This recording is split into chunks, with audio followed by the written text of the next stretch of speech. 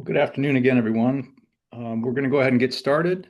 Welcome to another edition of Safety Included. That's the workplace health and safety training series brought to you by Encompass Michigan, the statewide network of comprehensive human service providers working together to develop independence and achieve inclusive communities. Our topic today is hearing conservation. My name is Todd Culver. I'm the president and CEO here at Encompass Michigan, and I'll be joined by Katie Kinde, our education coordinator, who will introduce herself in a moment. It's important you know that this material was prepared under a Consultation Education and Training, or CET grant, which was awarded by the Michigan Occupational Safety and Health Administration, or MIOSHA, which is a part of the Department of Labor and Economic Opportunity, or LEO. Encompass Michigan has a long-standing and valued partnership with MIOSHA, and we appreciate their support. My responsibilities at the association, as some of you know, involve leadership in program development, strategic and financial planning, always in alignment with our core purpose, vision, and values. Our mission is to empower our members to achieve their mission.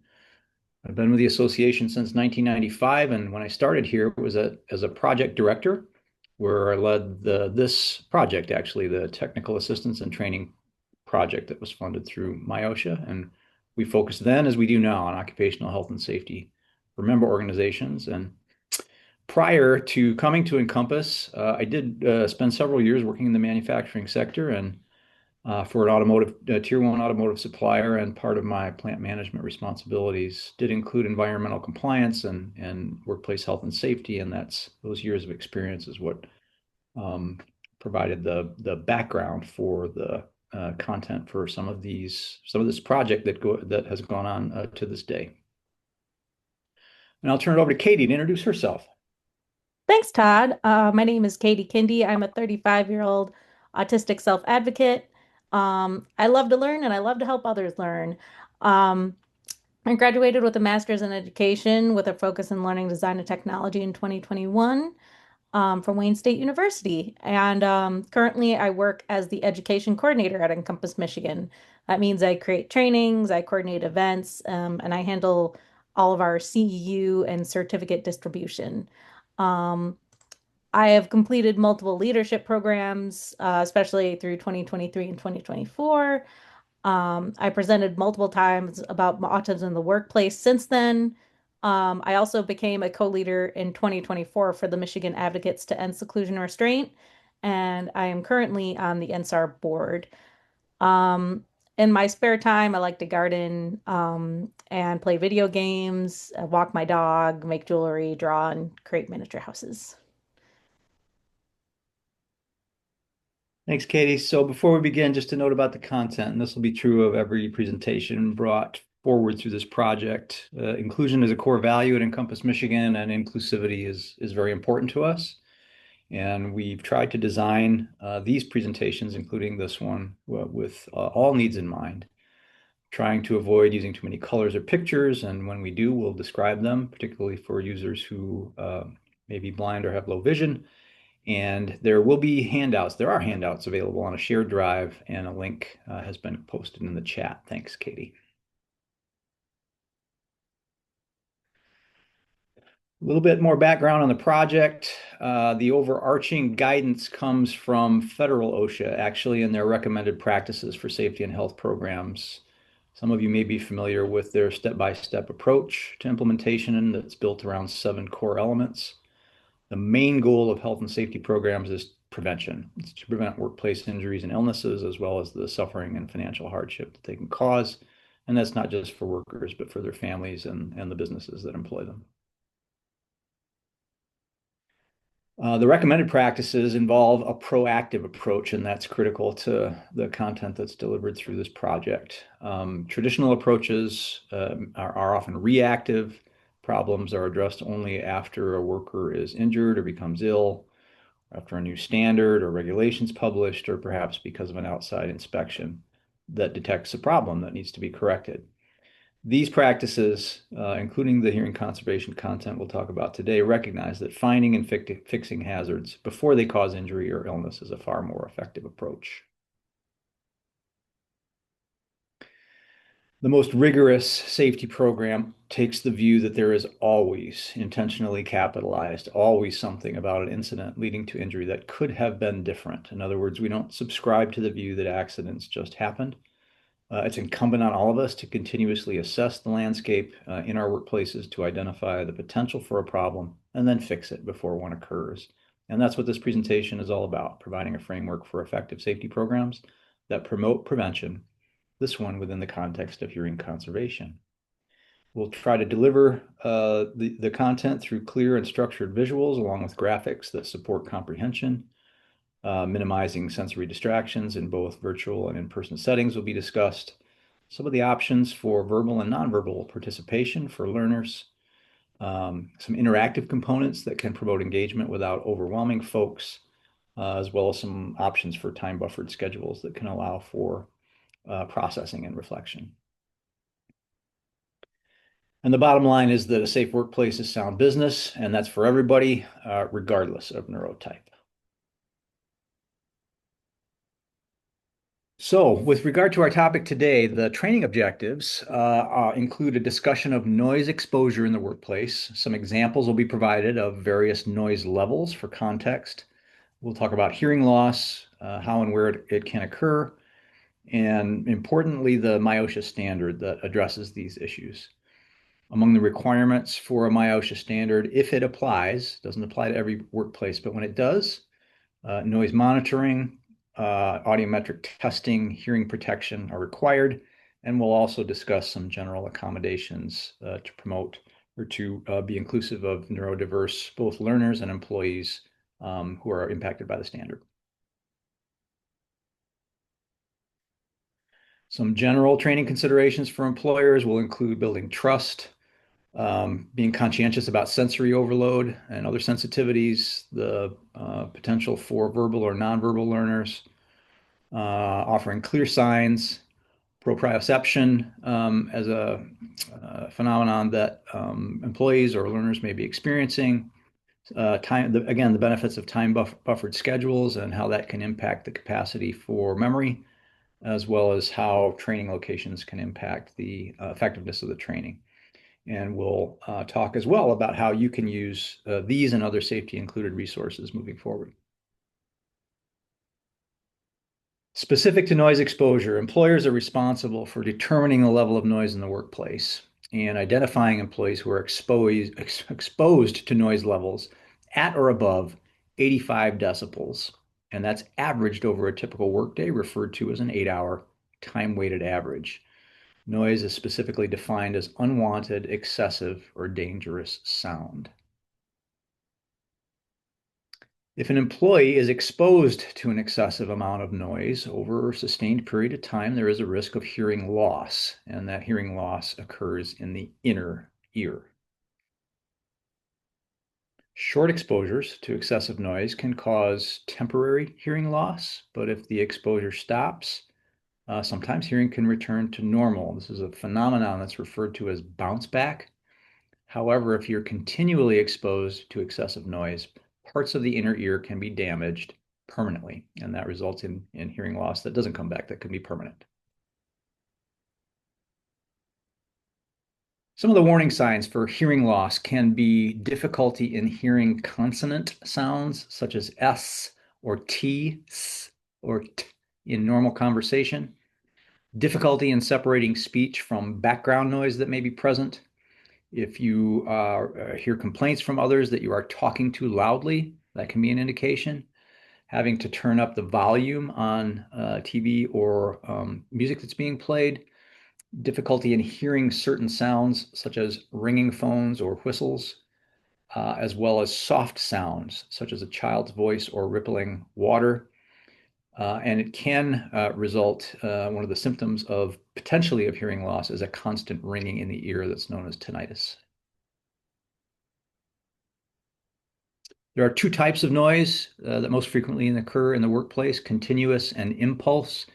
Continuous noise examples include equipment like grinders and lathes and other types of power equipment where it's consistent and ongoing.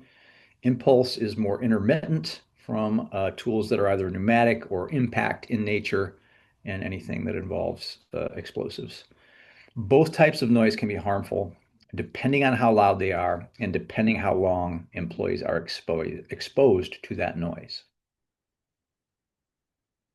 There's three factors to keep in mind about this type of exposure. The first is the loudness. The second is the duration or the length of exposure. And the third is the distance from the source of the noise. And all three of these factors are taken into consideration when we design an effective preventive safety or hearing conservation program. When you're exposed to noise at high levels, serious and permanent damage can result. Although you may believe you're getting used to high noise levels, again, this usually means that you're enduring hearing loss. If the noise level, therefore, is loud enough that you have to, quote unquote, get used to it, then hearing protection is probably necessary. That's an effective rule of thumb. Another rule of thumb is that if you have to raise your voice, as I just did, to be heard in the workplace, noise levels should likely be evaluated to ensure that excessive exposures are being controlled. Some examples of noise levels as they're measured in decibels. A whisper registers at about 20 decibels, normal conversation, as we're in right now, at about 65, a kitchen blender at about 85. That's the action level. So even those items that we experience during household use can be representative of higher noise levels. Lawnmowers typically register higher above the action level at 95 decibels. And other examples that we might experience in private life, such as a concert at 105 or aircraft takeoff at 145. Just give you some context for the level at which action steps need to be taken for employee protection in the workplace. The relevant MIOSHA standard is known as Part 380, Occupational Noise Exposure, and it defines an action level as an 8-hour time-weighted average noise exposure of 85 decibels. And the actions that need to be taken, if that's the case for employees, is that the employer needs to develop a hearing conservation program, a written hearing conservation program, conduct noise monitoring, as well as audiometric testing, issue and oversee the use of personal protective equipment. Employees require training, and there are some record-keeping requirements as well, and we'll unpack each of these as we move forward here. To begin with noise monitoring, exposure is best determined by using a noise dosimeter. There is an image on the screen now of an employee who is wearing a dosimeter attached to their collar at about the shoulder level. That's where it's usually worn, and that device has a microphone in it. The dosimeter records the data and computes average noise exposure in decibels, as well as the percent dose, and the results are therefore representative of the employee's noise exposure on the job. The MIOSHA standard requires implementation of a hearing conservation program when an employee's exposure meets or exceeds that action level of 85 decibels as a time-weighted average. Also required is audiometric testing. This monitors the sharpness of an employee's hearing. A baseline test should be administered as well as annual retesting. This tests the ability to hear various decibel levels, and again is given yearly to employees who are at that action level, who are exposed to 85 decibels or higher over an 8-hour time-weighted average. The use of hearing protection is also required if that level is exceeded, and there are two major types of hearing protection devices, and there are images on the slide to reflect that. The first, which is the top image, is earplugs. You can see there's an ear with a couple of fingers pinching a foam earplug together for reasons that we'll discuss in a moment, and earmuffs as well. And there's an image of an example of earmuffs on the screen. Earplugs fit into the ear canal. This blocks excessive noise from reaching that inner ear and causing damage, and a different type of foam earplug is depicted through an image on the screen now. To use foam earplugs and insert them properly is critical to their effectiveness. And the first step is to have clean hands, then roll the plug into a small crease-free cylinder between the thumb and forefinger. And there's an image with the number 1 on it that shows just that, a forefinger and thumb that are rotating the foam earplug in such a manner that it compresses it to to make it smaller. The second step then is with the other hand to reach around and pull the ear outward. An image reflecting that movement is being shown on the screen, and that allows the ear canal to open. And thirdly, to then insert the plug well into the ear with the fingertip. And critically important is to hold it in place, and that allows that compressed foam plug time to fully expand. That's what creates the effective seal. There's an image on the screen that shows the forefinger holding a foam plug in place in the ear, as well as the image of a timepiece with 30 seconds underneath it. It can sometimes take up to that long for a foam earplug to expand and fully seal the ear canal. A few things to remember about earplugs. First, again, excuse me, hands should be clean before inserting. They should fit tightly in the ear canal. They should be checked and adjusted throughout the workday, and it's not uncommon that this is required. That foam earplugs can require adjustment through the course of the day. Some of these plugs are reusable in nature. If that's the case, they should be cleaned with soap and water and then stored in their case. And even if they're disposable, the plug should be replaced if they show any signs of wear, which could compromise the effectiveness of the seal and therefore the protection. Ear muffs, on the other hand, and again, there's an image of the ear muffs on the screen, are worn over the ear, excuse me, rather than being inserted in the ear. And this also prevents excessive noise from reaching or from entering the ear canal, which causes the damage.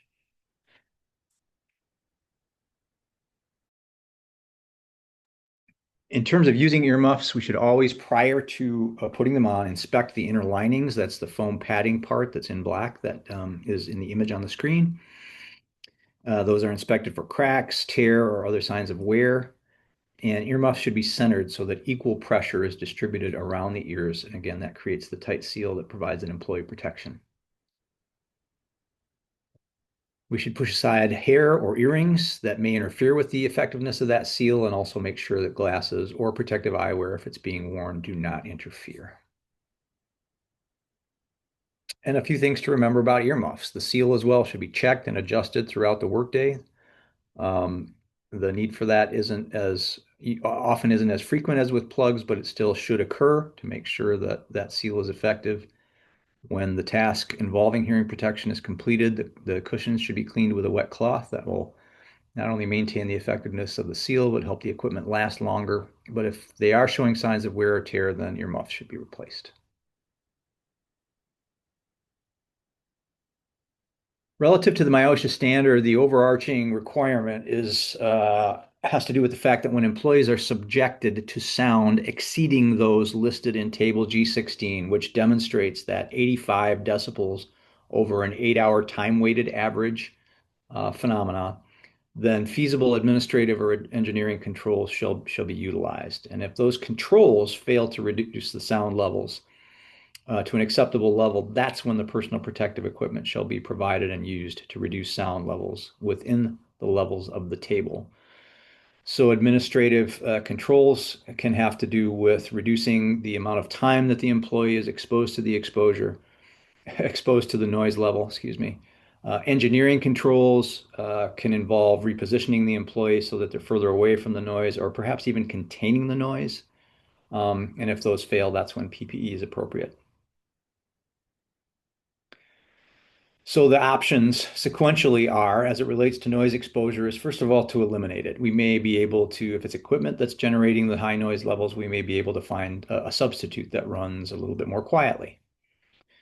If that's not an option, then we can contain the hazard. This can be done through walls or curtains or baffles that prevent the noise from reaching employees, or again, perhaps position the employees further away from the source of the noise so that they're not experiencing that action level exposure. But if neither of those is possible, neither engineering nor administrative control, then that last line of defense is PPE, primarily the use of either earplugs or earmuffs.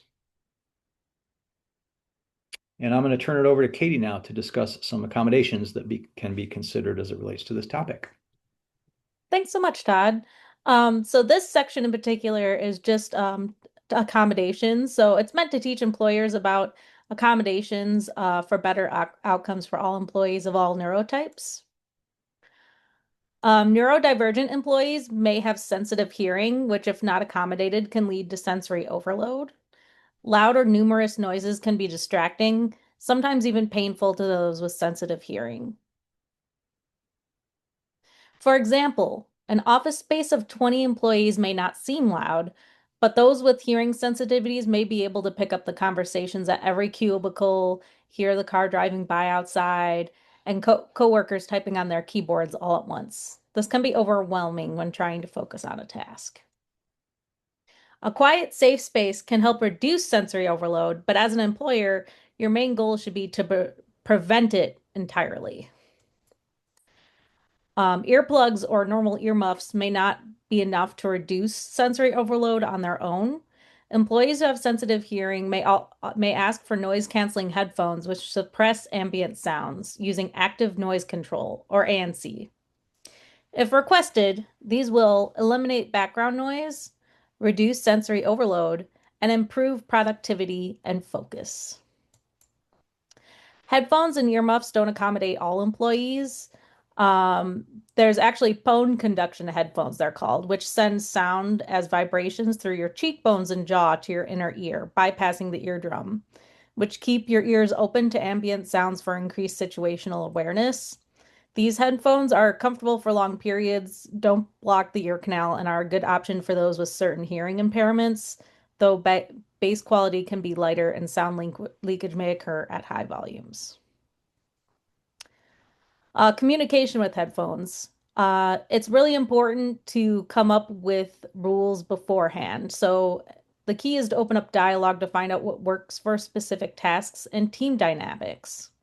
So ask your team, what's the best way to get your attention when you're wearing headphones? Set clear communication rules. Use visual cues, like one headphone out for availability, or ask them if it's okay to get their attention first visually by like waving or knocking before speaking. It's also good to establish a headphone policy on where and when it's okay. Using digital tools like a cell phone or a computer to be able to send each other messages, or ensuring safety and volume limits. Um, Also consider earplugs with additional hardware. Different shaped earplugs, such as surfers earplugs, may be good for certain employees whose ears do not work well with normal earplugs. Earplugs with a cord are especially good for those who need to take out earplugs very often, and then they can go around the back of the neck and kind of dangle down. Um, Also, a carrying case that can attach to an employee for their earplugs. That may also be a good idea. Another thing to consider, hypoallergenic earplugs may be needed if an employee has skin conditions. So consider ones made from medical grade silicone, soft synthetic rubber, or memory foam that are suitable for sensitive skin. I discovered a couple of different companies that you can look at. There's Loop, which makes silicone ones, Shush, that makes synthetic rubber, and Comply, which makes um, foam ones that offer allergic offer options that prevent allergic reaction, like contact dermatitis. On a comprehensive database, though, for potential accommodation alternatives, we highly recommend visiting JAN, the Job Accommodation Network. It's at askjan.org. So this next section is how to train effectively. So each person, regardless of neurotype, has a preferred learning method. The following is meant to help employers improve training methods for better outcomes. So employees of different neurotypes may have different needs to consider. Talking to employees directly about their preferences is the best way to ensure learning needs are met. So gain trust by asking for consent to ask neurodivergent employees ways on improving trainings. So instead of assuming that something can improve their learning, direct communication is the best way to ensure that everybody's training needs are met. Also create a trusting relationship so that in times of stress like injury, employees can go to employers without fear. Neurodiverse employees can have anxiety, so be patient. and speak concise and in a neutral tone. Some employees may need additional support and freedom to ask questions to better understand. It is important to forge this trust early on. So treat questions with respect so that employees do not fear being ridiculed in the future. So this is an example between a employer and an employee. The employee is asking questions first, and then the manager, let's say, is answering. Why do we get orange earplugs? The manager responds, I'm not sure. It's just the ones that we order. The employee asks, can we get other colors? The manager says, I'm not sure. I may have to get back with you on that. The employee asks, can I bring my own? The manager says it's company policy to use the ones provided, which will help keep you safe. They are designed to be appropriate for the job we must do. If you need different ones, let's do some research. What if the earplug container is empty? The employee asks. The manager says, you can talk to Stacy. She has the key to the supply closet and can get more. The employee asks, what if Stacy is not here that day or busy? The manager says, let me know. I can also unlock that closet too, but it's Stacy's job to do it. The employee asks, in my last job, someone stole all the earplugs. What if someone takes the box of earplugs? The manager says, that is highly unlikely here, but if you suspect this is happening, please let me know right away. So a lot of these questions may seem a little irrelevant or may seem to take up time, but it's important to remember that employees sometimes need to ask a lot of questions to help them better understand the situation or what they're learning, and it also helps them process what they're learning too. So just keep that in mind for if you're a manager of someone who is helping somebody who is neurodivergent. That's never a malicious thing when asking all these questions. It's to help learn. Another important topic is universal design methods. So universal design allows educators and learners to set clear goals, anticipate environmental barriers, create meaningful options, and fully embrace human variability. So having multiple methods to learn safely ensures that everyone has the resources they need to learn processes, regardless of neurotype. So consider making a bunch of different ways to learn, step-by-step documents, signs, videos, and plan on showing processes in person. This way, everyone can have multiple options to learn the same information. Sensory overload. This is something that was mentioned before, but I'm going to go in a little more in depth. It's a state where the brain receives too much sensory input to process, leading to symptoms like anxiety, irritability, confusion, and physical discomfort. It can be triggered by common stimuli such as loud noises, bright lights, strong smells, and crowded spaces, but also by emotional distress, physical fatigue, or environmental changes. During sensory overload, information is less likely to be retained. This leads to an unsuccessful training. So recognizing triggers and using strategies like reducing exposure to stimuli and using sensory aids or finding quiet spaces can help manage it. Again, it's best to talk to your employees to um, discover what is the best way to reduce sensory overload. Um, so consider ways to ensure neurodiverse people are comfortable in training to ensure information is more easily retained. So sensitivities are things that really affect people, especially with autism or people who are neurodiverse, more than the neurotypical population. So especially when it comes to people with autism, they may be extra sensitive to loud noises, bright lights, things like that.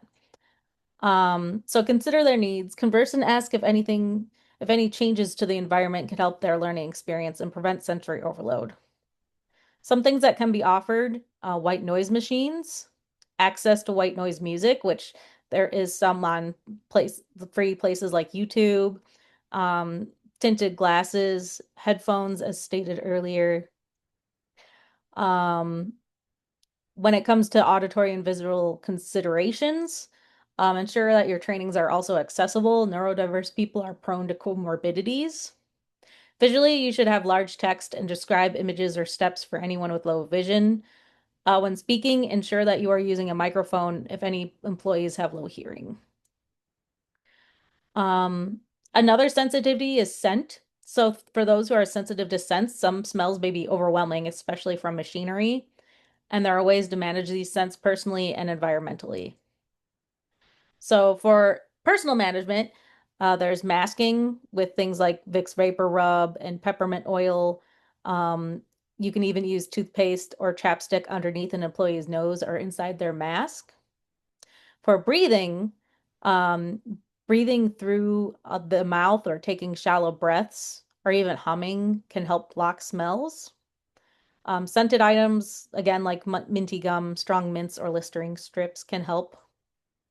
Again, essential oils. Some employees, if they're allowed to, could use a bad reel with a felt pad soaked in lemon or peppermint oil for personal scent relief. Um, Hygiene also helps make sure everybody's wearing clean uniforms and socks daily to avoid carrying odors.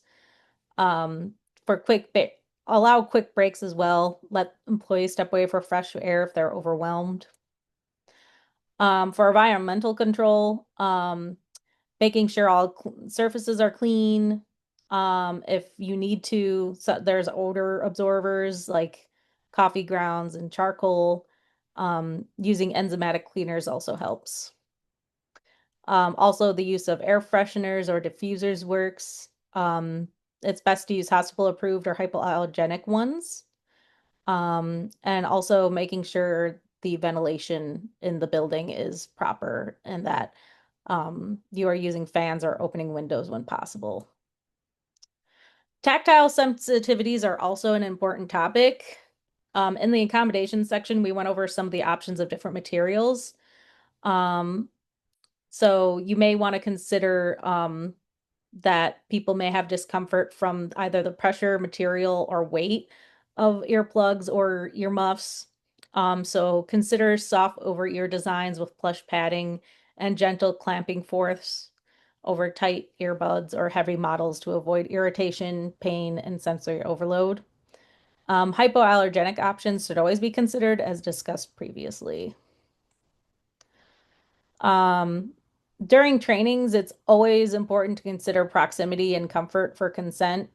It should also be discussed for everyday interactions beyond trainings. The reason is a lot of people with autism or who are neurodivergent may have a lot of anxiety, especially when it comes to being touched. So even something as simple as placing a hand on an employee's shoulder may be extremely uncomfortable to a neurodivergent employee. So always ask for consent. For example, during an interactive in-person training on how to use earplugs, a trainer may want to show an employee up close.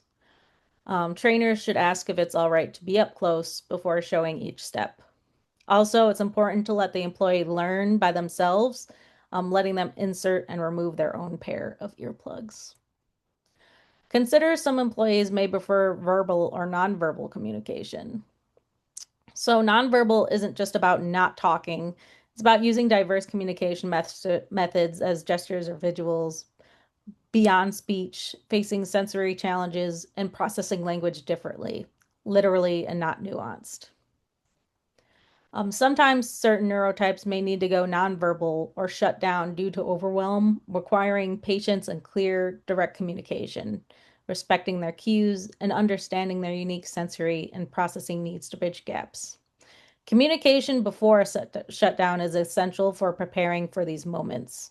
So if you have a neurodiverse employee, um, if they're open to it, they may have certain needs that they have during a shutdown, either being left alone or having a quiet space to help them get back to a normal level. So it's good to be able to talk about these things and make sure that everybody's on the same page. Though not required, some employees may even prefer having signs on their door or on their name badge that show their current availability verbally. Color coding can be helpful. For example, in this image to the right, there is three little signs. The green one says come in, and then there's a yellow one that says important only, and there is a red one that says do not disturb. The color coding can be a way of like, um, showing how readily someone is available to talk. These kind of represent like the same way stop signs are used, like green is go and red is stop. Um, this can also be helpful when employees are wearing headphones, so that's something to consider as well. Make sure when you make trainings that they're also clear and that the materials are all clear. So examples to follow. So, if you notice, there is a little image off to the right that says safety notice, please review. That is a, let's say, like a little notice that goes on the wall in an area of loud noise. Um, and it has a lot of good information on it, which I'll read in a second, but there's a problem with the way it's shown. So, let's say it says the following. Due to new Ordinance 3.8 of the Safety Committee, we must all be cautious of hearing loss. When you are exposed to high noise levels, serious and permanent damage can result. Although you may believe you are getting used to high noise levels, this usually means you are enduring hearing loss. If the noise level is loud enough that you have to get used to it, hearing protection is probably necessary. If you must raise your voice to be heard in the workplace, noise levels should be evaluated to ensure excessive exposures are controlled. Contact your manager ASAP if you believe changes need to be made or if you are suffering from hearing loss. So again, this is all good information, but especially if it's a sign in a big building um, that can't be really parsed from far away, um, it's definitely something that needs some work to make sure that all employees may benefit from it. So the color choices are what I used, but this is just an example and it is in the document link that I shared with you. But again, this example off to the right is an example of trying to make things more clear and make sure the point is across. So it says, don't wait, put on ear protection. There's an exclamation point, and it says you may lose hearing if you're getting used to the noise, yelling to communicate, and experiencing ear pain. And then below that is need PPE, call this number, and there's a fake number. Um, so the last slide, the notice on the last slide was a little too wordy. Hearing protection should be first and foremost. Contact information should be readily available so that employees can get the PPE that they need. In areas of high noise levels, there should also be an information packet with pictures and steps on how to protect hearing, and maybe even a QR code to a video. Proprioception, sorry, awareness of one's body. You should also consider an employee's proprioception, as some neurotypes do not perceive themselves well, especially if they are hyper-focused. They may work themselves too hard physically without even realizing until after a task is done. So they may not realize their earplugs could be damaging their skin until it causes a wound, or they may not even realize the earplug seal is unsealed and their hearing is being damaged. So be proactive with reminders of self. Todd reminds me of a lot. Even though I don't have examples of any hearing related issues, I do have a bad back, and at work, Todd usually finds me, carrying stuff around, just la da da da da, not minding about my back, and he'll give me reminders like, "Hey, are you sure you should be carrying that?" Try to give me a heads up, just making me mindful of my body, which really helps because sometimes I just get so into the task of like trying to organize things or moving stuff around that I don't even think about how my back is feeling. Time buffered schedules are great. They allow for processing and reflection for all neurotypes. So consider having long breaks during long trainings or breaks in video trainings. Even after all you can do to make a training, consider everyone's memory capacity. On average, it is estimated 50% of what is learned is immediately forgotten. So spaced learning helps retain what is taught. So there's an image here. I'll try to describe this as best as possible for those who may be low vision. There is a graph in front of us that is retention on the y-axis that's going up and down. And then for the x-axis, from left to right, as we go right along the x-axis, that is representative of time. So time is passing as we go along this x-axis.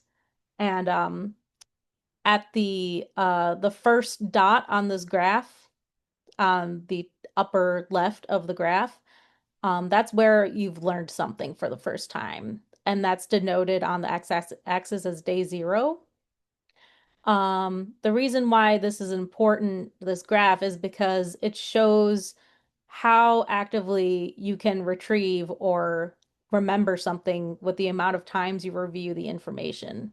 So, um, with only one reminder, the forgetting curve is very large and it goes all the way down to almost zero retention on the x-axis as time goes along. However, there's other lines with more points of review or active retrieval. So as the points on the graph of review or active retrieval are added in, this curve of forgetting starts to flatten out. And eventually, this curve will turn almost into a line, and the retention will be as high as it can go for the information that you're trying to train. So, it's a better long-term solution.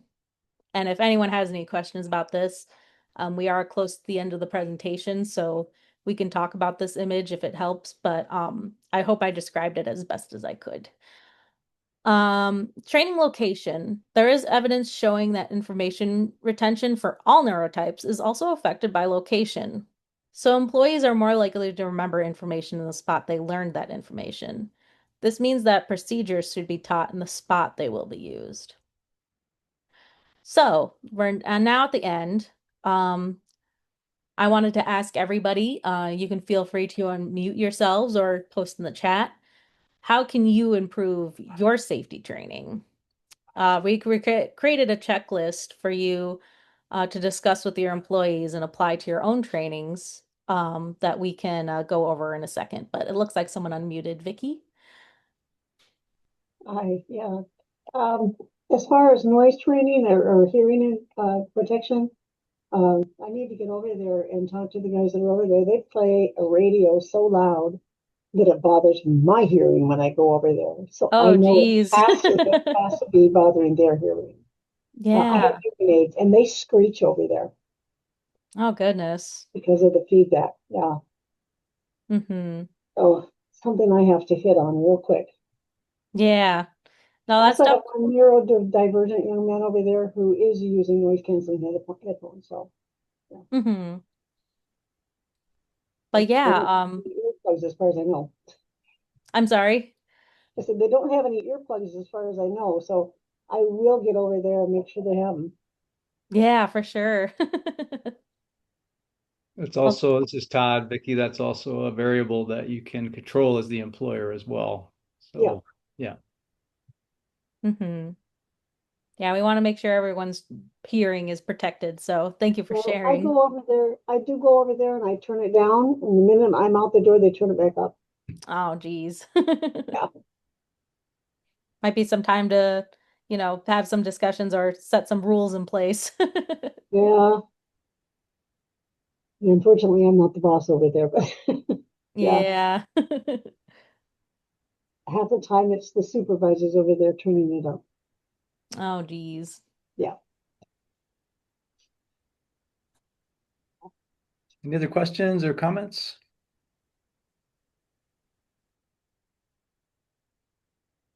Yes, feel free to unmute if you have any questions or comments.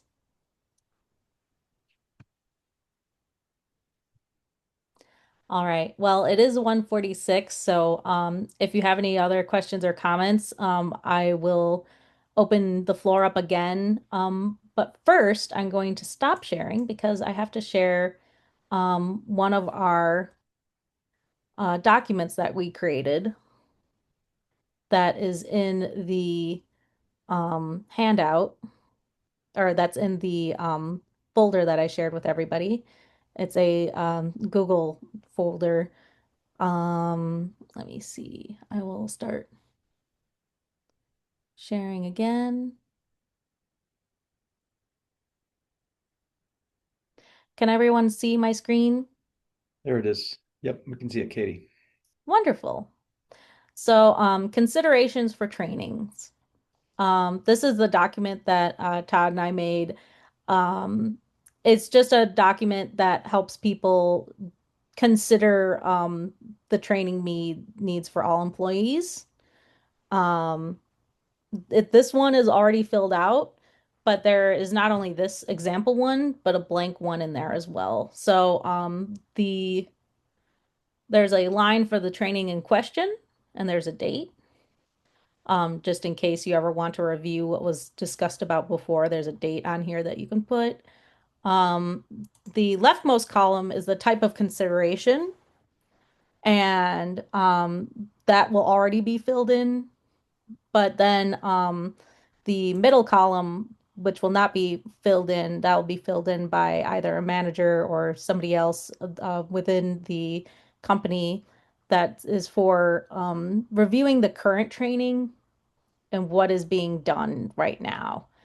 And then the other column, the rightmost column, is any improvements that can be made. And this would also be filled in by whoever is going through this form. So let's go over the first row. Can employees freely ask questions during the training? Um, the first box in the middle, it says the employees can ask their managers via email after the training.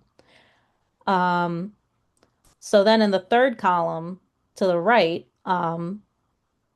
we plan on making, it says we plan on making the trainings more interactive so employees can freely ask questions and that the trainer is respectful of all questions. There is another question in the second row that says, that asks about universal design and asks, are there multiple formats of the same training, in-person versus virtual, handouts, recordings? And then the next box says we have an online training that is given every year. We also have an in-person training given upon hire. And then the improvement column set for this row says we will create some step-by-step documents and record the next virtual presentation to give employees the options to watch a recording. The next row is applying for only potential emergencies. Are there one-on-one clear written emergency plans between employees and managers? The first response to that or for the current training says yes, they are, and or there are.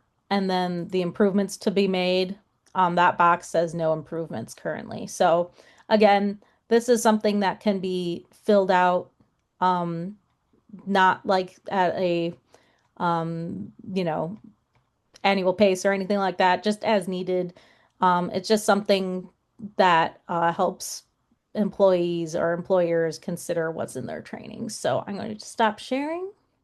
I'm going to open um, the InTouch safety training again, and then I'm going to um, sorry, I have to actually play the slideshow from the current slide and then actually share.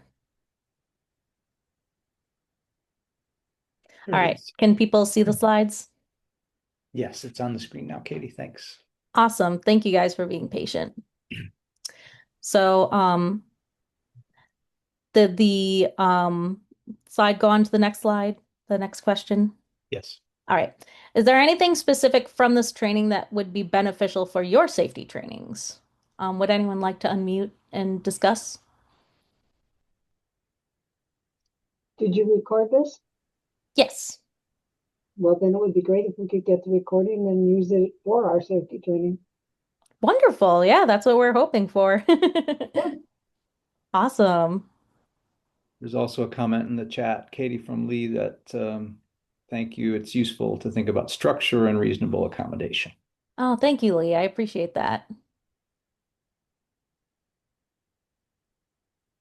Anybody else before we move on?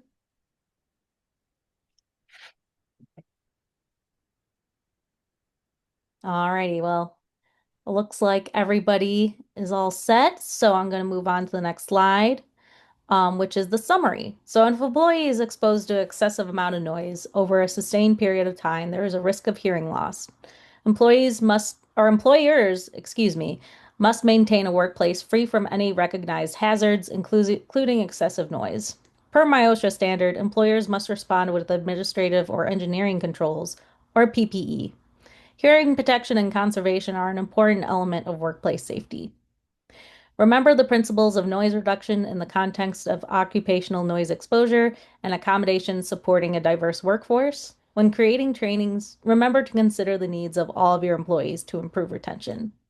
So this has been Todd and I at Encompass. Thank you so much for attending this training, and I will hand it over to Todd.